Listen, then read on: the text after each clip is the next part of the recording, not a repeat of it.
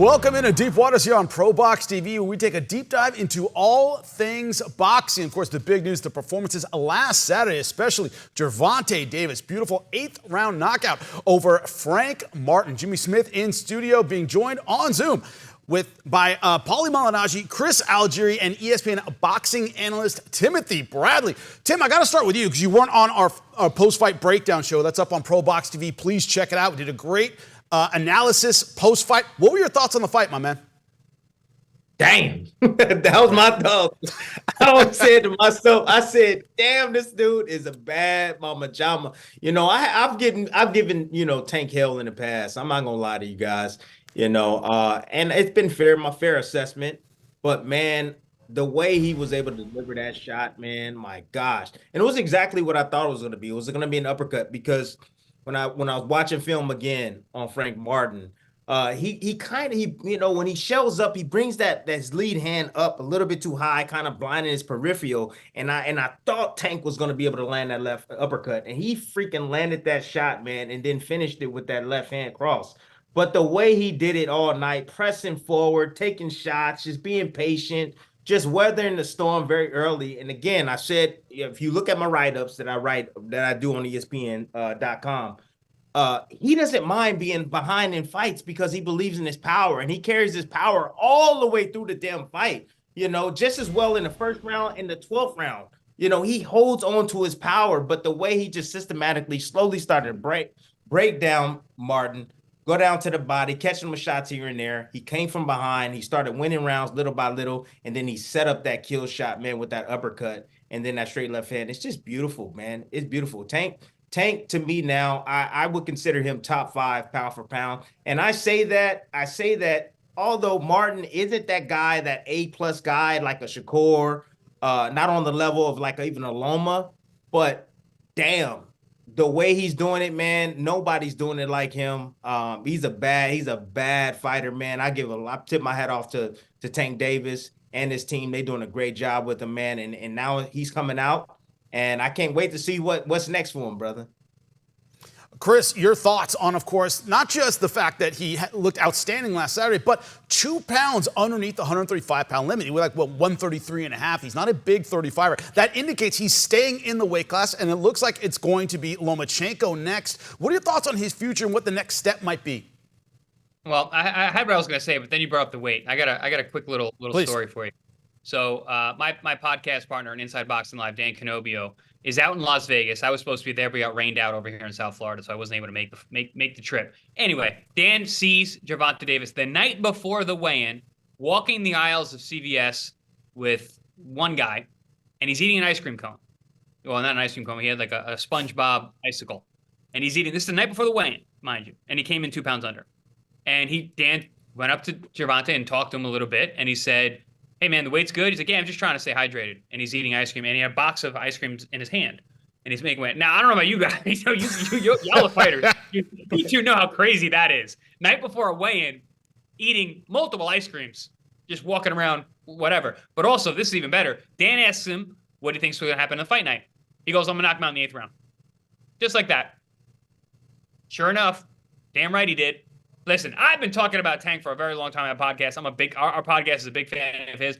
And all of the pundits give him trouble. We all have. And I know that because of how talented he is. We all see how good he is. Everything he does, the physical gifts, the boxing IQ, the things that he's able to do, we just haven't seen it against the highest level competition. Guess what? I think we're entering that new phase now. I think Tank has entered a whole new phase of his career. He has stepped into maturity. The way he does interviews now, the way he handles press conferences, the way that he dogs his opponents prior to the fights, and the way that he dogs them in the ring. We have an entirely different young man in front of us. This guy has elevated himself, and we are going to be seeing him for a long time. He is, yes, Tim, I agree with you. Pound for pound, top 5. He's my number 4. He is a bad mamma jamma, just like you said. Yes, he is. Things that he did that night, listen, the physical, the mental, the emotional pressure he puts on fighters. And it's not just because he believes in his power. He believes in his setups and his traps. He is analyzing every piece of data as he walks forward. Tank is the best name in boxing today. You know why? Because he takes his time, he positions himself slowly, he corners you, and then he unloads heavy artillery. and there's no one in these weight classes that can take it. Tank is a bad dude. Paulie, you have been critical, however, of this step, talking about Vasily Lomachenko. You said that's a fight that should have happened a while ago. Once I've mentally moved past the fight, I don't want to see it. What's your thought on Loma as an opponent at 135 for him? It's solid. You know what? I look at the landscape of the 135-pound division, and it's all all the top champions.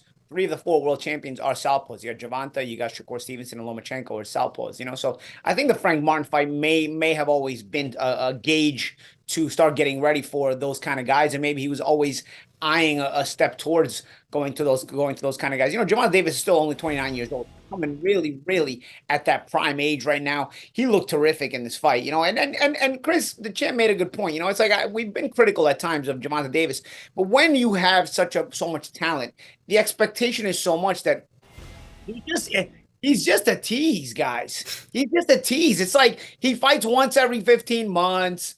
He'll give us a fight against a guy like Frank Martin or Pitbull Cruz, but then he'll give us a fight against a Garcia on pay-per-view, and you're like, what am I watching here? I don't care about this fight. You know, so at least he starches them.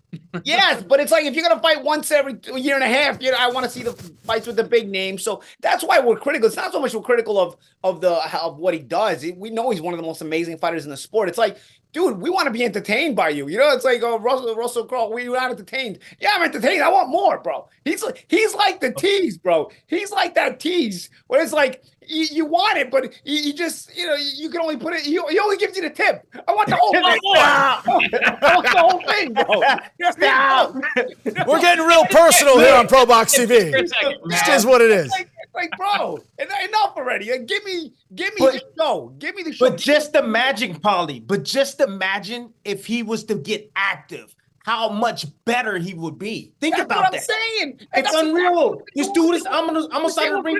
That look at that knockout. That knockout came so fluid. Besides all the fast stuff that we've talked about, we talked about it on the live after the show, that he set it up, the way he was pressuring mentally, and he put Frank Martin in the right positions. Me and Teddy went over all this stuff in the post-fight breakdown when we were live. But then, you know, he hits you with shots. He's got this kind of like speed power. Like, it's almost like it reminds me of what Zab Judah used to do, man. It was so much speed power that it's like he realizes you're hurt before you even realize you're hurt. It's like he pauses you. He hits you with so fast, and it looks like it's not even trying because the speed hurts you. It's like he's like, wow, all of a sudden you're paused, you're shot, and you don't even realize you're still figuring out that you're hurt. He already knows you're hurt before you do. If you look at Martin gets hit with that uppercut. He kind of just tries to go away from the ropes, but usually all fight Martin had been going away from the ropes like this. Now Martin instead goes away from the ropes with his hand down because he's like he almost like hit the pause button. Remember the VCRs? He hit the pause button and the DVD plays. He hits you, and it's like the pause button gets hit. Even when he did it to Rolly, he hits him, the pause button. He fell right through the ropes. Only the ref didn't let Rolly get hit anymore. In this situation, the pause button on Frank Martin puts him on pause and then lights him up with that last shot, the coup de grace. He's got that quick twitch muscle, and he does it not just with the punches, but also with a quick move. He'll do a quick move here. He'll give you a quick look here, and then sometimes it comes with a punch. And then he does backflips at the weigh-in barefoot. And after the fight too. He did it all. Explosion. He's a next level athlete. So what I'm saying is he's giving you all of this, and this is what amazes you. So going back to Lomachenko, we you know what? I'll talk about it after the break. I'll talk about Lomachenko. That's right. I didn't even get started on Lomachenko. Lomachenko deserves more. So much to talk about when it comes to Gervonta Davis. We will discuss, of course, Lomachenko, and also, since we're on the size of, you know, depth and size and all that stuff, also David Benavidez when we come back. June 28th. Live from the Entertainment and Sports Arena in Washington, D.C., WBA Super Featherweight World Champion Lamont Roach Jr. will defend his title against undefeated challenger, fearless Fergal McCrory of Ireland. Catch all the action live in Washington, D.C. on ProBox TV, or even better, download the ProBox TV app.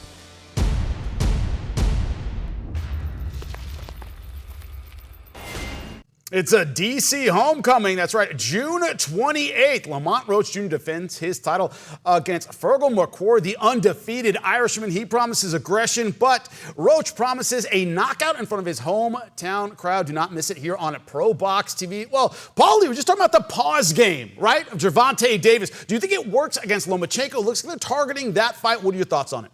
You know, I've been a little bit critical of the fight with Lomachenko because I felt like when Lomachenko wanted all these big names and all these fights, you know, Gervonta was a bit content to keep a fake WBA lightweight title. And when Lomachenko wanted to fight him, and Lomachenko had almost all the belts at 135 and wanted all the big names. And when the name Lomachenko would get brought up, Gervonta would just, you know, speaking of pause, does not answer, you know, just not respond to it, just not give it any energy so that nobody would demand that fight. Wouldn't that demand for that fight wouldn't pick up any momentum until now, where now he's probably more ready for it. I mean, for me, he just looked the best he's ever looked, and he's already been looking really good. I think that fight would have been great even a few years back, but I think he strategically called it out now because it's more advantageous to him. Lomachenko's a little bit older. He looked good against Kambosos, which doesn't really mean much when you look at Kambosos' rates to run a form. And so it's almost like a false sense of Lomachenko's still Lomachenko when he's probably not. But the Kambosos win will make you think maybe he is. And so Gervonta Davis kind of knows that. And it's like, okay, now's the time to make it. And it's also a unification. I think when you're talking about that kind of situation, all the chips line up and for Davis to make a smart business move and get Lomachenko. Here's why I'm not as against it as I was a couple of days ago. I still would have loved to see the fight a few years ago. But regardless of the fact, Lomachenko constantly fights these big lightweights who are they're way bigger than him. You know what I mean? He's got to outskill them to a different level. He's fighting guys in a weight class that he doesn't belong in. Well, Tank Davis is actually a former 130-pounder. We just talked about how he weighed 2 pounds less. You're getting a fight where Lomachenko is fighting a guy more his size at lightweight, which hasn't happened. I mean, the lightweights Lomachenko's been fighting have all been way too big. Every time he steps in the ring, these guys look like they were different weight classes, and yet he still was able to unify 3 out of 4 major world titles in the weight class, which was amazing in and of itself after doing what he did in the lighter weight classes. But I think, you know, yeah, you're getting a little bit of an older Lomachenko, but the name Lomachenko still carries a lot of weight. I think it's a big, big payday for Lomachenko. And this is also sort of the right scenario. It's the scenario boxing gives you. It's the new lion takes out the former lion, you know, as you're getting older. It's sort of the natural transition of things. And I think that this fight kind of leads to that. And also it would be the second southpaw in a row that Gervonta Davis faces, which means he better be getting ready for Shakur Stevenson because that's the new Lomachenko. That's the guy that everybody kind of looks at and says, I don't know if I want to fight this guy. I don't really want to fight this guy. He's too good. Might make me look bad. So you better make that Shakur Stevenson fight after Lomachenko. That's all I'm saying. So Paulie, real quick, before we move on. Kambosos, Frank Martin. Who's better? Aren't they on the same level? They got to be on the same level. You think Kambosos on the same level as Frank Martin? No, Frank Martin. You don't think so? No way. Fight. That's a 10-2 fight for Martin. Are you kidding me? Fight. That's a 10-2 fight. Come on now. Come on. Think about it. Yo, the British guy beat Kambosos. He got a gift against him. What is his name? Liam. What it was? Maxie Hughes. But Frank ain't done. Frank ain't done much. Frank has beat. Same level competition. Kambosos had one night. Kambosos had one night. Same level. And one night, and you know, bless him that he had that one night. But really, he's left a lot to be desired in every fight since. Every single fight since he's probably won 6, maybe 7 rounds in all the fights he's fought since then put together. Maybe 6, 7 rounds since that. I actually counted it up, Tim. I'll text you. I counted it up. How many rounds and versus how many rounds he's lost in his last 7 fights. Yeah, so it's not good. So you know, I don't rate the Lomachenko win over Kambosos as much as it could be looked at to the naked eye. Yes, he stopped him, you know, which is still a nice feather in his hat and all that stuff. Lomachenko's still Lomachenko to a degree. An older Lomachenko is still better than some prime guys. An older Lomachenko is still better than Frank Martin, for example. Lomachenko's still Lomachenko. This is, but he's also not still Lomachenko because it's still Lomachenko. Yes, it is. The early rounds against Kambosos was still kind of bothering him. You know, how do you beat? I'm going to ask you guys this. How do you beat Lomachenko? He's older now, bro. You push him back. You push him back. If you push him back, that's how you beat Lomachenko. If Kambosos was to push him back and stay on the gas, he would have beat Lomachenko. Tank can do that. It's easier said than done. It's easier said than done, though, Tim. Yeah, but Tank doesn't I'm- play you're- like Tim, You're making this more salivating for me. I tell you what, because Gervonta's not the kind of guy who pushes you back very much. That's what I was just gonna say. You push Tank's Frank not Martin a back without punching, but you're He not pushed Frank Martin back. punching. You Very don't throw interesting. punches like that though. You know what? You know why this fight now it's growing on me as we talked about it the last couple of days. It's still two of the best cerebral minds. Maybe Lomachenko's past his prime, but it's still two of the best guys, cerebral minds in boxing. This is why this fight needs to happen. It's the best fight to happen in this weight class with the highest named guys. If you put Shakur and Tank, and we all want that fight, everybody wants that fight. It's not a great fight. Oh, it's not a great fight. So you're admitting Shakur beats him then? Because if it's not a great fight, then Shakur beats him, right? You put Shakur. The only way that's not a great fight is if Shakur wins easily. Okay. So all right, to your point, Paul. This is how that fight goes. This is how that fight goes. Shakur doesn't make fine fights. So you're worried This is how that fight goes. Tank This is how that fight goes. Ready? Ordinary. Shakur outboxes him in a boring fight. He wins. Boom. This is how Tank wins. Shakur outboxes him in a boring fight, and Tank knocks him out. That's the only way those fights go. That's how Tank and Shakur goes. Neither one's a good fight. Cool, we get a knockout, but the fight sucks. Okay. And then Shakur and Loma, the fight sucks. It's gonna be slow. This is the best fight in terms of fanfare to watch amongst those guys. That's why this fight has to happen. Best names as well. Yes. All right. For the fans, gentlemen, these are the Peter. biggest name for the fans are these two names for sure at the moment. You're right, Paulie. Maybe Lomachenko's a little bit faded, but the IQ is still there. It might lead to an interesting fight. But that wasn't the only great performance last Saturday. David Benavidez making his debut at 175. What do we think of him at light heavyweight? We'll break it down when we come back.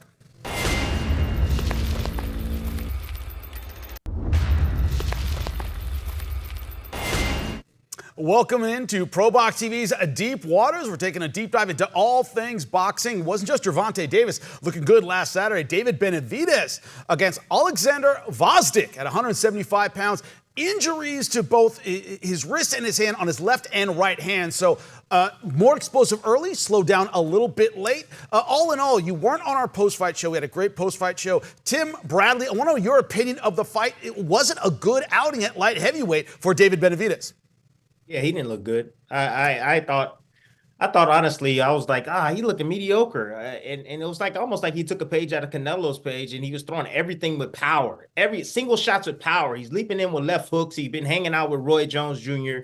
I was seeing him through the lead up, hanging out with him, and Roy was giving him tips about the left hook and kept attempting to try to land that shot, leaving himself wide open. But you can be fooled. Listen, you go up in weight. Like, you have these extra pounds and you think to yourself that like, well, I got these extra pounds. I don't have to work as hard as I did in the past to try to make that weight. But then what happens is that you lose your conditioning along the way. When he's fighting at 168, because he's big at 168, he has to run, he has to condition, he has to train extremely hard to make that weight. But at 175, he didn't have to do that. And that's the reason why you saw the lapses in his conditioning. And it hurt his conditioning at the end of the damn day. And the fact that he was shooting power shot after power shot, he thought he was going to get in there and catch this guy, Gvozdyk, and he thought it was going to be a wrap. He thought it was like, I'm going to hit him with a big left hook. It's going to be over. Hell no. His power didn't carry up with him at all at 175 pounds. He looked tired. He looked gassed from the 6th round. His mouth was wide open. If he's going to stay at 175, he's going to have to get his conditioning up one. His power is going to definitely have to go up. He's going to have to work on his strength at the end of the damn day. But if he goes back down to 168 pounds, which could be tough, which I believe he can make, I think that's where he'll be. I think that's where he's best suited at. And I think he should take the path of the Canelo. Fight Canelo, become that number one contender, stay at 168 pounds, forget about 175 because you ain't beating those guys at the top. Nah, not after this performance. Chris, the injuries you talked about after the guy's head. You can't put a gun to the guy's head. The guy's not gonna fight him.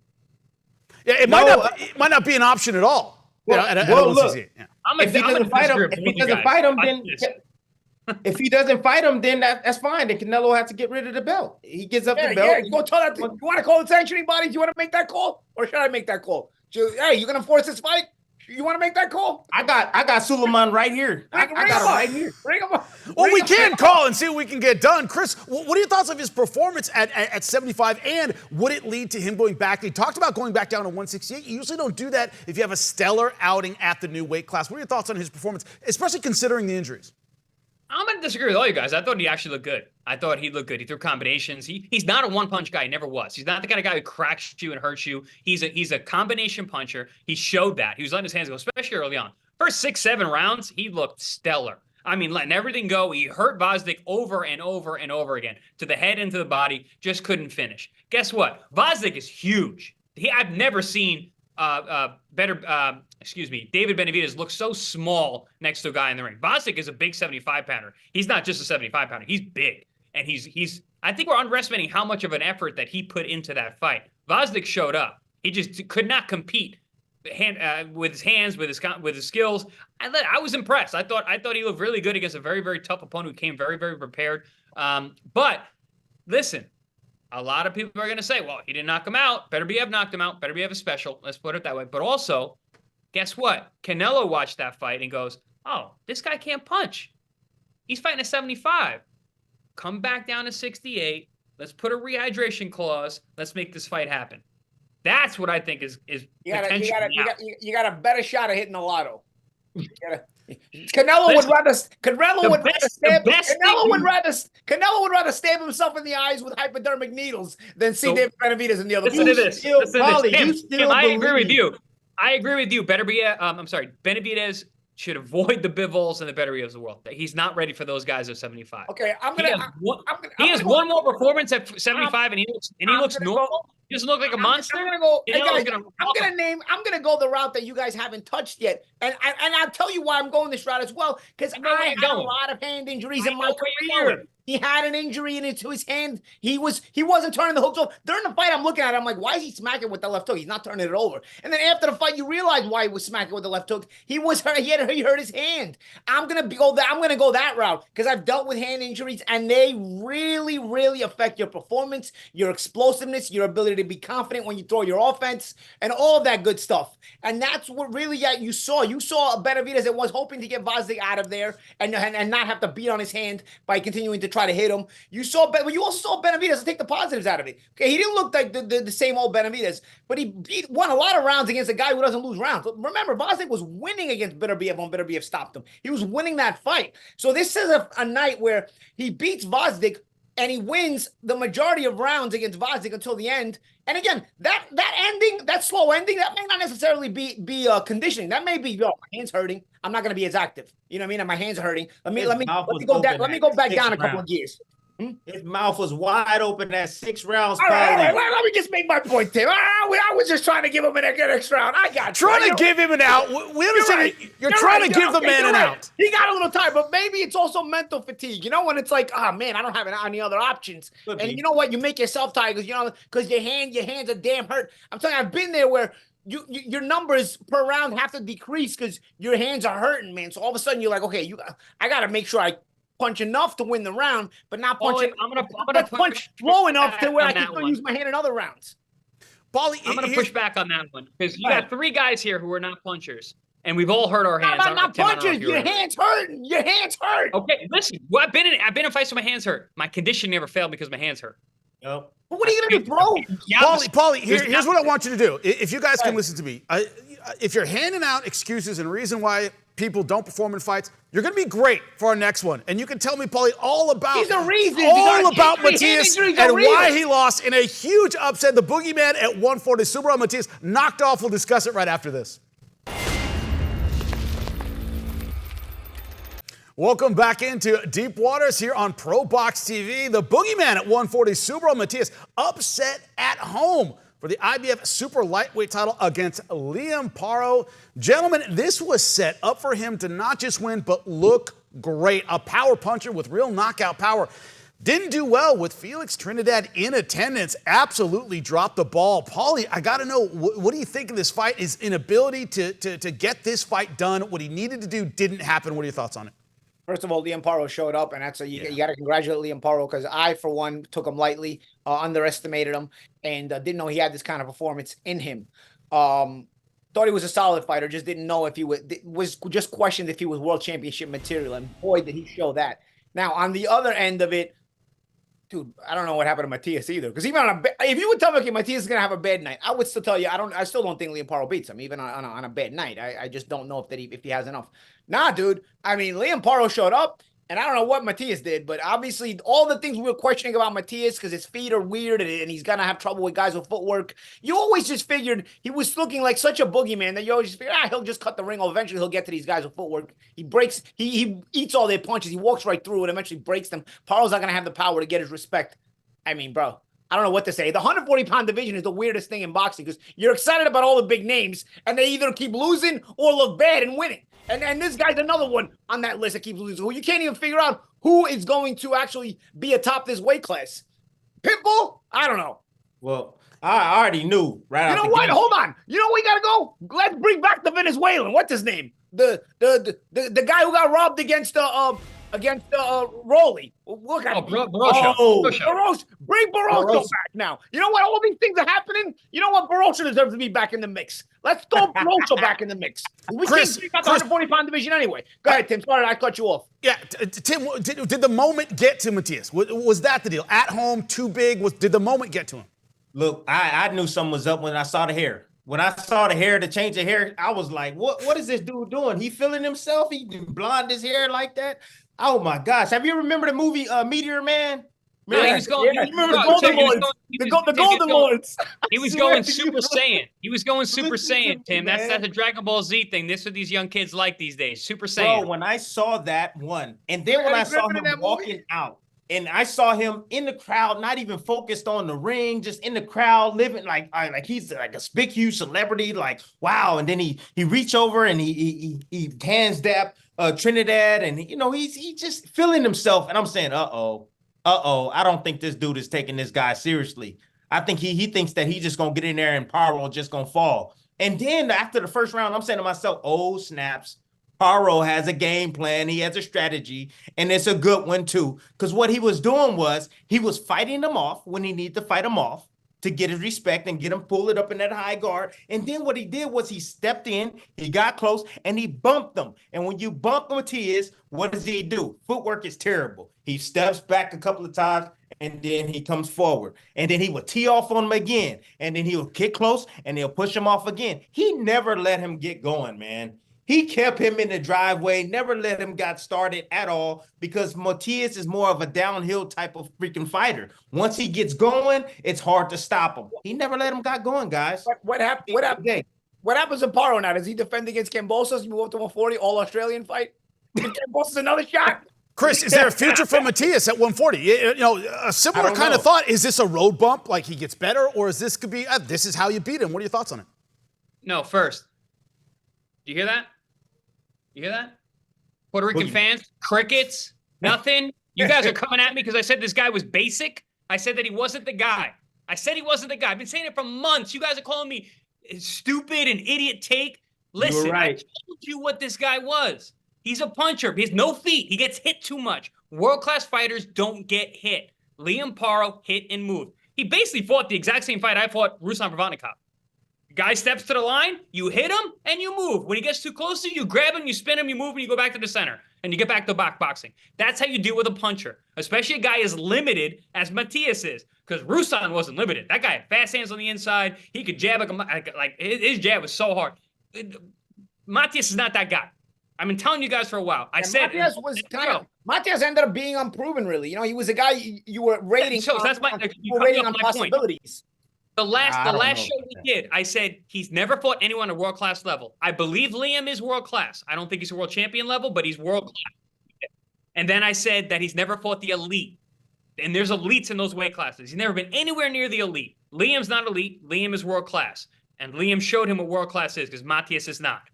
So, Puerto Rican fans, if you're gonna talk crap, you gotta back it up here on ProBox TV. Great stuff from my panel. Appreciate all you guys. Enjoy your vacation, Chris. Join us next time for Deep Waters more boxing news. Stay tuned.